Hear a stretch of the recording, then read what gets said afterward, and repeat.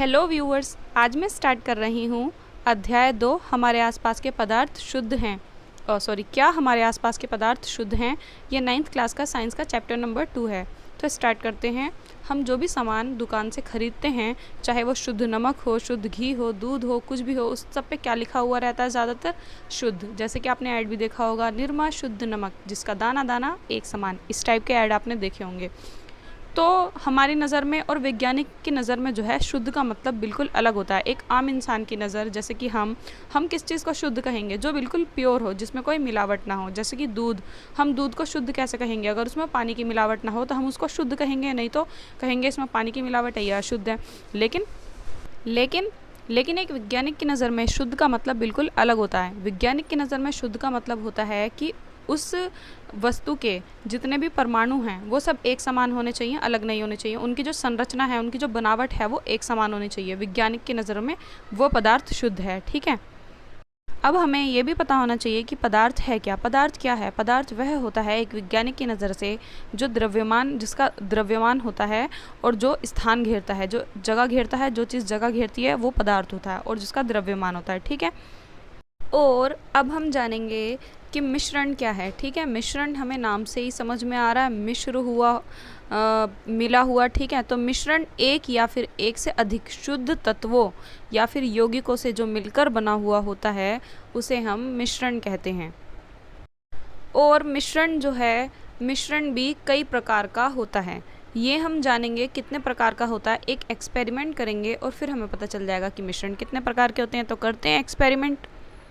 Experiment के लिए हमें ज़रूरत होगी 4 कांच के गिलास की और 1 चम्मच की, और नमक, कॉपर सल्फेट का चूर्ण और खाली कॉपर सल्फेट। ठीक है। तो 4 कांच के गिलास हम ले लेंगे और चारों में जो है आधा आधा गिलास पानी भर लेंगे। पहले वाले गिलास में जो है हम 1 चम्मच कॉपर सल्फेट का चूर्ण डालेंगे। इसे हिंदी में कहते हैं नीला थोथा। काफ़ी चीज़ों में ये काम आता है। ठीक है। और दूसरे वाले गिलास में जो है कॉपर सल्फेट डालेंगे उसमें भी, पर उसमें 2 चम्मच डालेंगे। फर्स्ट में 1 चम्मच, दूसरे में 2 चम्मच। तीसरे वाले में क्या डालेंगे? तीसरे वाले में कॉपर सल्फेट और नमक डालेंगे।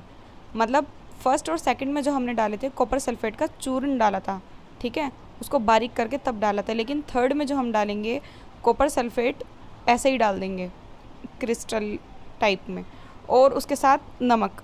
और दा में भी ऐसे ही करेंगे, कॉपर सल्फेट और नमक डालेंगे, पोटेशियम परमैंगनेट, और उसमें क्या करेंगे कि नमक और कॉपर सल्फेट थोड़ा ज़्यादा डाल देंगे। ठीक है। अब हम देखते हैं क्या होगा। अगर हम इन चारों को घोलेंगे ना, तो हमने जो फर्स्ट और सेकंड वाले ग्लास लिए थे जिसमें हमने कॉपर सल्फेट का चूर्ण डाला था, तो वो उसमें पूरी तरीके से घुल जाएंगे। ठीक है। इस तरीके के जो मिश्रण होते हैं जो पूरे तरीके से घुल जाते हैं, हम उनको अलग नहीं कर सकते फिर छानने की विधि से या फिर किसी और विधि से, मतलब किसी साधारण विधि से अलग नहीं कर सकते। तो ऐसे मिश्रण को हम कहते हैं समांगी मिश्रण। ठीक है। याद रखिएगा, ऐसे मिश्रण को हम कहते हैं समांगी मिश्रण। और ऐसे मिश्रणों को हम विलयन भी कहते हैं। ठीक है। लेकिन हमें जो समूह सी और डी में जो हमने ग्लास लिए थे, थर्ड और फोर्थ वाले, उसमें हम देखेंगे कि अगर हम उसको छानेंगे ना तो थोड़े थोड़े टुकड़े से उसमें निकल आएंगे, और हमें आंखों से जो ना साफ ग्लास में नज़र आएगा कि कुछ तो है इसमें जो घुला नहीं है, कुछ कुछ उसमें कण नज़र आएंगे। तो इस तरीके के जो मिश्रण होते हैं उनको हम कहते हैं विषमांगी मिश्रण, जो पूरे तरीके से घुलते नहीं हैं और छानने की विधि से अलग हो जाते हैं और हमें ऐसे ही आंखों से दिखाई देते हैं, बड़े अच्छे तरीके से दिखाई देते हैं। ठीक है। और भी ऐसे विषमांगी मिश्रणों का उदाहरण है, जैसे कि पानी में चौक को घोलना, चौक जिससे ब्लैक बोर्ड पे लिखते हैं। ठीक है। या फिर पानी के अंदर रेत को घोलना।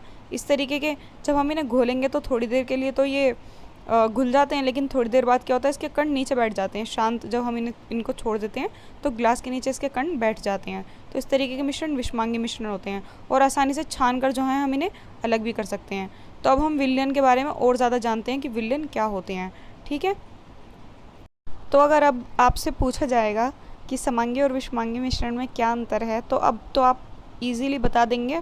ठीक है। तो आगे हम पढ़ते हैं। विलयन किसे कहते हैं? विलयन अभी मैंने आपको बताया कि जो पूरे तरीके से पानी में घुल जाते हैं, जिनको हम नॉर्मल सी छानने की विधि से या घरेलू विधि से अलग नहीं कर सकते, इस तरीके के जो मिश्रण होते हैं, समांगी मिश्रण होते हैं, उनको ही हम विलयन कहते हैं। ठीक है। तो विलयन और समांगी मिश्रण मतलब एक ही है। विलयन 2 या 2 से अधिक पदार्थों का समांगी मिश्रण है। आप प्रतिदिन बहुत प्रकार के विलयनों को देखते होंगे। हम दिन में, घर में, बाहर, हर जगह बहुत टाइप्स के देखते हैं, बट नोट नहीं करते कि ये विलयन है। जैसे कि नींबू का पानी में घुलना, ठीक है, सोडा का पानी में घुलना, इस तरीके के ये विलयन होते हैं, पूरे तरीके से घुल जाते हैं। क्या हम इनको छान के अलग कर सकते हैं? नहीं, बिल्कुल नहीं कर सकते। अब हम विलयन के गुणों के बारे में जानते हैं कि विलयन के क्या क्या गुण होते हैं। तो नंबर 1 तो यही है कि विलयन एक समांगी मिश्रण होता है। नंबर 2, विलयन के कण व्यास में इतने ज़्यादा छोटे होते हैं कि हम नॉर्मल आँखों से उनको देख नहीं सकते। आँखों पे हमें माइक्रोस्कोप वगैरह कुछ ना कुछ लगाना पड़ेगा, तभी हमें जो है उसके कण दिखाई देंगे। और नंबर 3 कि छानने की विधि से जो है हम विलयन में से विलय के कणों को अलग नहीं कर सकते, पृथक नहीं कर सकते। विलय होता है वो जो हम विलयन के अंदर घोलते हैं, वो विलय होता है। जैसे कि पानी के अंदर हमने चीनी को घोला तो चीनी जो है उस विलयन का विलय हो गई, तो विलय को हम उसके अंदर से अलग नहीं कर सकते, क्योंकि वो इतने अच्छे तरीके से घुल जाता है कि हम उसको अलग नहीं कर सकते। ये इसकी तीसरी क्वालिटी हो गई, ठीक है, तीसरा गुण हो गया। और विलयन जो है, विलयन भी कई प्रकार के होते हैं, जैसे कि विलयन गाढ़ा भी हो सकता है और विलयन पतला भी हो सकता है। तो उसी आधार पर जो है हम पता करते हैं कि विलयन तनु है या सांद्र है। साइंस की लैंग्वेज में इसको तनु और सांद्र कहते हैं। तनु मतलब पतला विलयन, जैसे कि 1 गिलास पानी में 1 चम्मच चीनी का घुल जाना, तो वो तनु विलयन हो जाएगा। और सांद्र विलयन, सांद्र मतलब गाढ़ा विलयन, जैसे कि आधा गिलास पानी में हम बहुत सारी 5-6 चम्मच या 8-10 चम्मच चीनी को घोल दे तो वो गाढ़ी हो जाएगी। इस तरीके के विलयन को सांद्र विलयन कहते हैं, ठीक है। और सांद्र विलयन को ही संतृप्त घोल भी कहा जाता है। सांद्र और संतृप्त टाइप का जो विलयन है वो एक ही है, इसमें कंफ्यूज मत होना। संतृप्त विलयन का मैं एक और उदाहरण दे देती हूँ। जैसे कि पानी के अंदर हम चीनी डालते जाएं, वो घुल जाएगी, और डालें घुल जाएगी, ऐसे डालते डालते उसकी एक ऐसी अवस्था आ जाएगी कि वो और उसके अंदर चीनी नहीं घुल सकती, ठीक है। तो इस तरीके के जो विलयन होते हैं उनको हम संतृप्त विलयन कहते हैं, और सांद्र विलयन भी कहते हैं, क्योंकि वो गाढ़े हो जाते हैं और उनके अंदर फिर और क्वांटिटी उस चीज़ की विलय की नहीं आ सकती, तो उनको हम संतृप्त विलयन भी कहते हैं। तो विलयन के बारे में अब हम पूरा पढ़ चुके हैं, अब आगे पढ़ते हैं। अब हम जानेंगे कि कोलाइड विलयन किसे कहते हैं। तो कोलाइड विलयन जो होता है वो इस तरीके का विलयन होता है कि कोलाइड के कण विलयन में समान रूप से फैले होते हैं।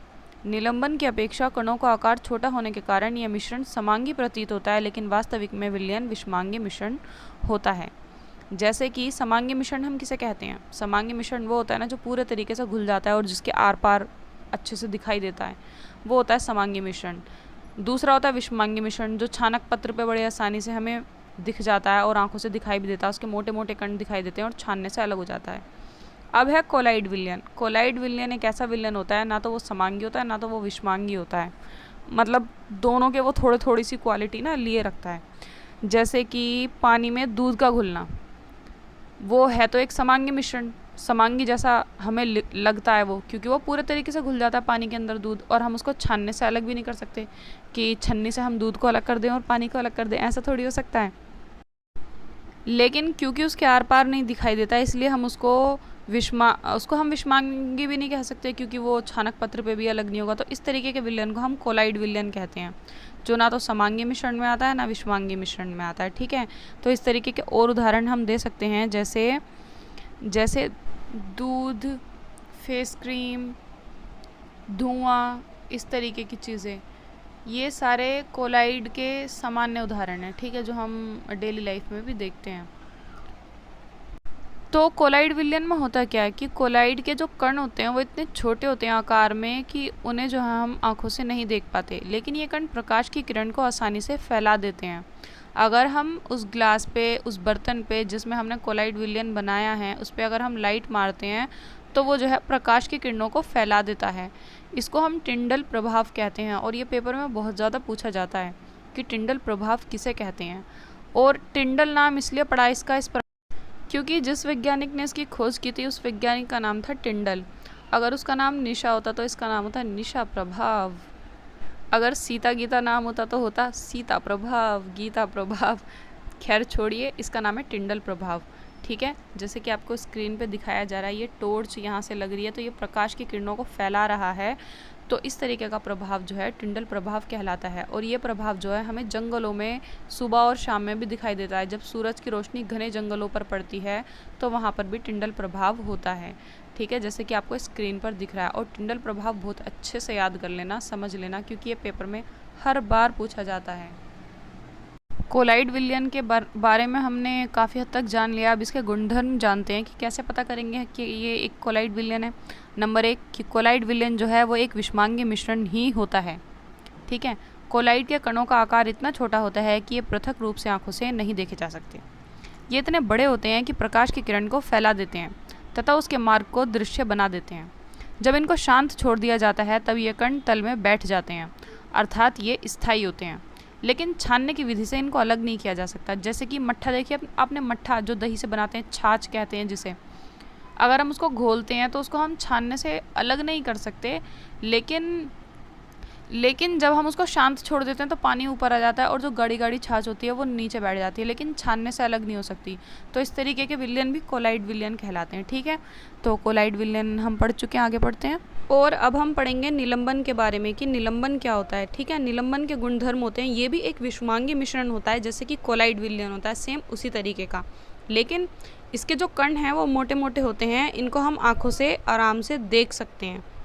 ये निलंबित कण प्रकाश की किरणों को फैला देते हैं, बिल्कुल ऐसे ही जैसे कि कोलाइड विलयन के फैल जाते हैं।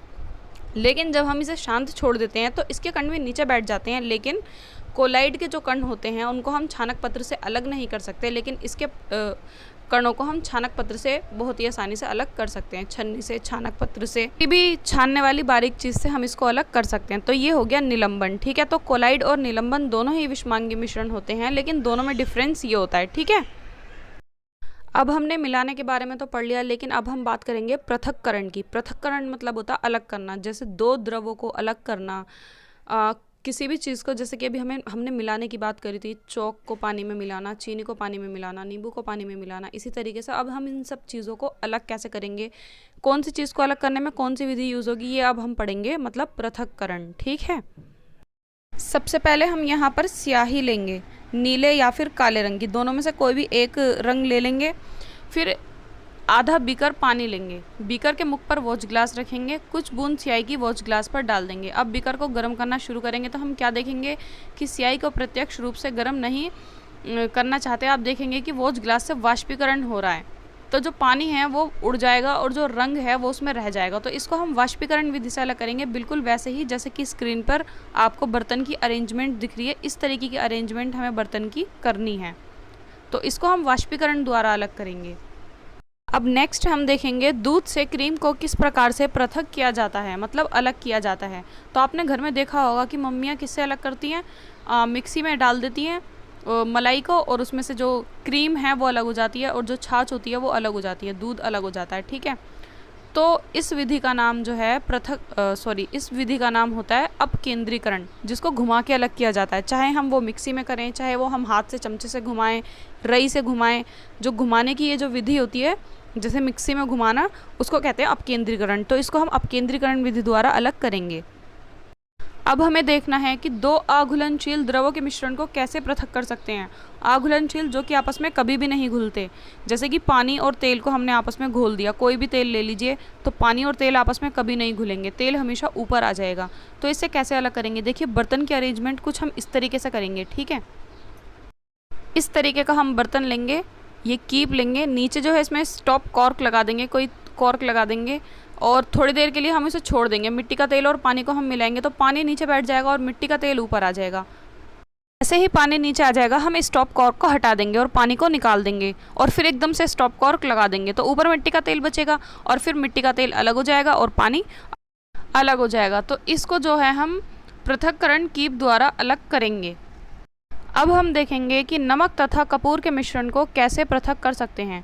तो देखिए नमक जो है वो तो हमारा जल के या घुल के अलग हो नहीं सकता, लेकिन हाँ हम कपूर का कुछ कर सकते हैं। कपूर का क्या हो सकता है, कपूर जो है वो जब हम उसे जलाते हैं तो वो लिक्विड बने बिना क्या होता है, सीधा वाष्प बनकर उड़ जाता है, हवा में चला जाता है। तो हम इसको ऊर्ध्वपातन प्रक्रिया कहते हैं, जो कि सीधा जो जल के द्रव बने बिना सीधा उड़ जाता है। ठीक है, सीधा वाष्प बन के उड़ जाता है, ऐसी प्रक्रिया को ऊर्ध्वपातन प्रक्रिया कहते हैं।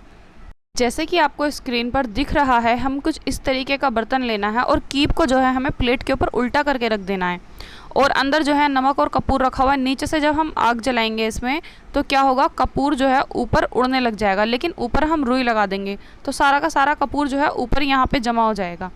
ठीक है, तो इस प्रक्रिया को जो है ऊर्ध्वपातन प्रक्रिया कहते हैं। अब हम देखेंगे दो घुलनशील द्रवों के मिश्रण को कैसे पृथक किया जा सकता है। पहले हमने अघुलनशील मिश्रण देखे थे जैसे कि पानी और तेल, लेकिन अब देखेंगे घुलनशील जो कि आपस में बिल्कुल घुल जाते हैं। ऐसे मिश्रण को किस तरीके से पृथक किया जा सकता है। यहाँ पर भी देखिए, आप स्क्रीन पर देख सकते हैं, हमें बर्तन की अरेंजमेंट कुछ ऐसे करनी है। एक बर्तन लेना है, उसके नीचे जो है मतलब आग जला सके हम, स्टोव के ऊपर बर्तन को रखना है और फिर इस तरीके से हमें थर्मामीटर लगाना है और उसके नीचे भी एक बर्तन रखना है। ठीक है, तो इस विधि को जो है हम आवसन विधि कहते हैं। और यहाँ पे हमने जो है एसीटोन लिया है, एसीटोन को हमने पानी के साथ घोला है, तो एसीटोन जो है थर्मामीटर से ये यहाँ पर आ जाएगा और पानी अलग हो जाएगा और इस विधि का नाम आवसन विधि है। दो घुलनशील द्रवों को पृथक करने के लिए हमें आवसन विधि का यूज़ करना होता है।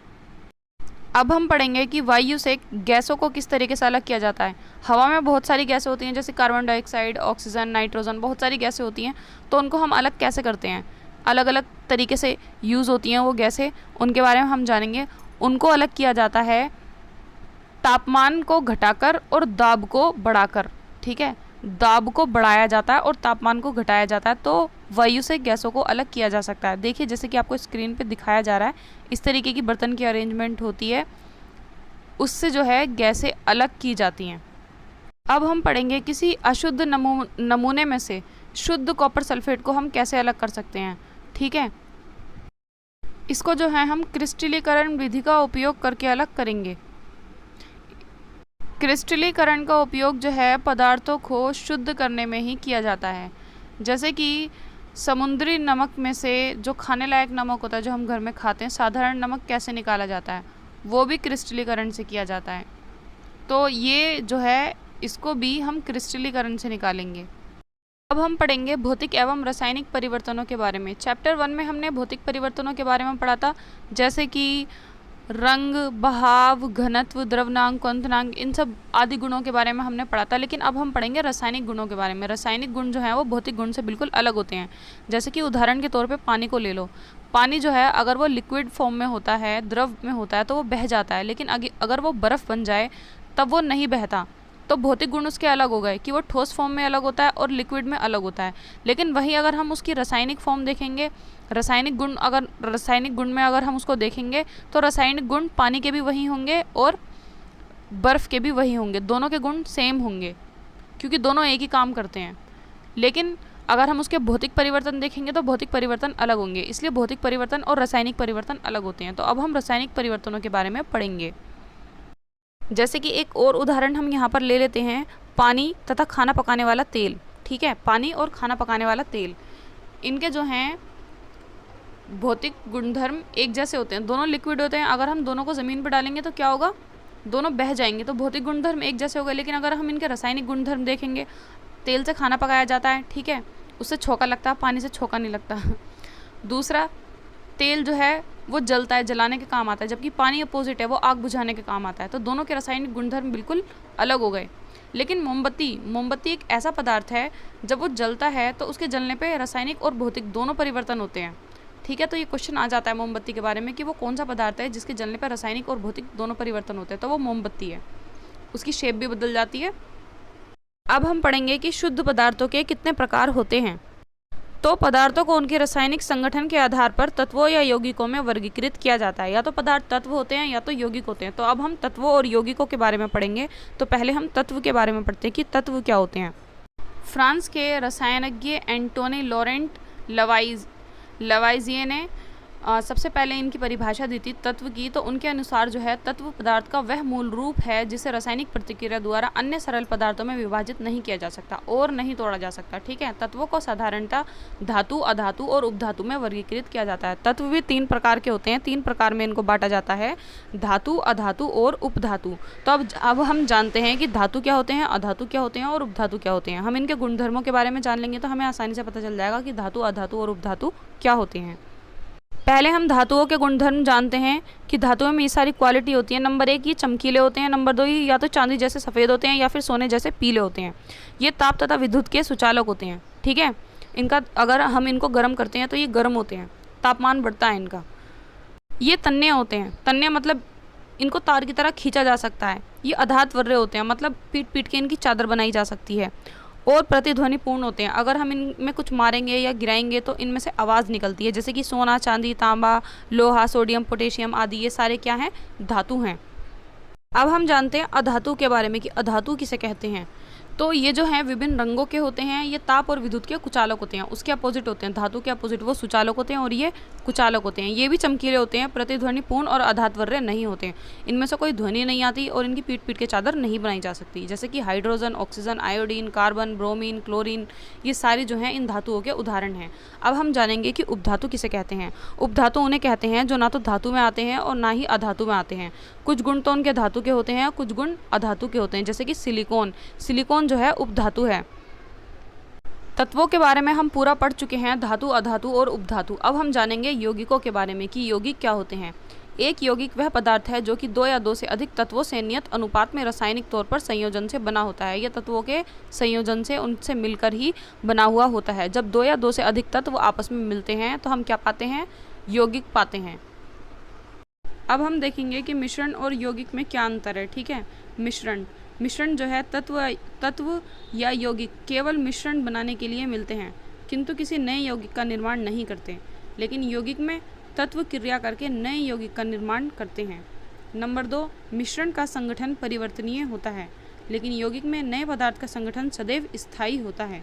मिश्रण उसमें उपस्थित घटकों के गुणधर्मों को दर्शाता है और नए पदार्थ के गुणधर्म पूरी तरह से भिन्न होते हैं यौगिक में। नंबर 4, घटकों को भौतिक विधियों द्वारा सुगमता से पृथक किया जा सकता है, लेकिन यौगिक में घटकों को केवल रासायनिक या विद्युत रासायनिक प्रतिक्रिया द्वारा ही पृथक किया जा सकता है। एक बार अब हम इस टेबल को जान लेते हैं, इससे हमें पता चल जाएगा कि हमने चैप्टर में क्या क्या पढ़ा है। सबसे पहले होता है पदार्थ, जो कि ठोस होता है, या तो द्रव होता है या तो गैस होता है। फिर ये 2 भागों में बढ़ता है, शुद्ध पदार्थ और मिश्रण। शुद्ध पदार्थ भी 2 टाइप्स का होता है, तत्व और यौगिक। और मिश्रण भी 2 टाइप्स का होता है, समांगी मिश्रण और विषमांगी मिश्रण। आपका चैप्टर फिनिश हो चुका है। मैंने पूरी इतने अच्छे से डिटेल में नहीं बताया है, क्योंकि पूरी डिटेल से अगर मैं पूरा चैप्टर पढ़ाऊँगी तो वीडियो कम से कम 3 घंटे की बनेगी। तो हर टॉपिक को मैंने बहुत ही छोटे तरीके से बता दिया है, तब जाके वीडियो 20-22 मिनट का बनता है। आप एक बार वीडियो देखने के बाद जो है अपनी चैप्टर में, बुक में चैप्टर दोबारा पढ़ा कीजिए, तो आपको अच्छे से समझ में आएगा। फिर अगर आपको वीडियो अच्छी लगे तो मेरे चैनल को सब्सक्राइब करें, वीडियो को लाइक करें और फ्रेंड्स के साथ शेयर करें।